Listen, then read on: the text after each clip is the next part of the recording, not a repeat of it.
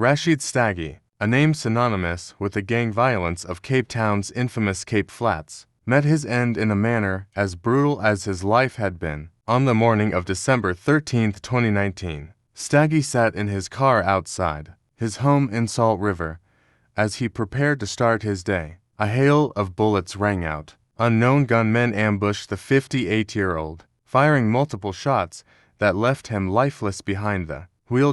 This was not just a random act of violence, it was a calculated assassination, marking the end of one of Cape Town's most notorious gang leaders.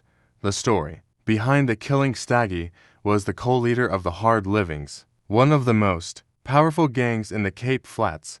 His rise to infamy began in the 1980s and 1990 South, when the gang became deeply entrenched in the drug trade, gun running, and other illicit activities. However, this power came at a cost. His gang frequently clashed with rivals like the Americans and faced public backlash from anti-drug organizations like Pagged People against gangsterism and drugs.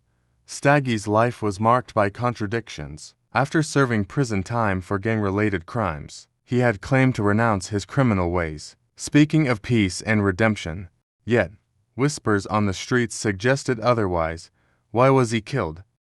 The exact motives behind Rashied's murder remain murky, but a combination of factors likely led to his death.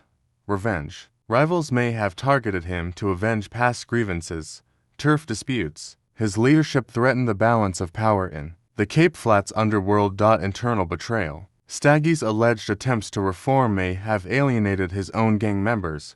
The aftermath. Staggie's murder sent shockwaves through Cape Town.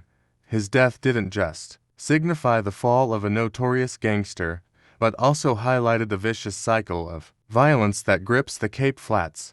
In the weeks following his assassination, retaliatory attacks increased, with rival gangs vying to exploit the power vacuum left by his demise.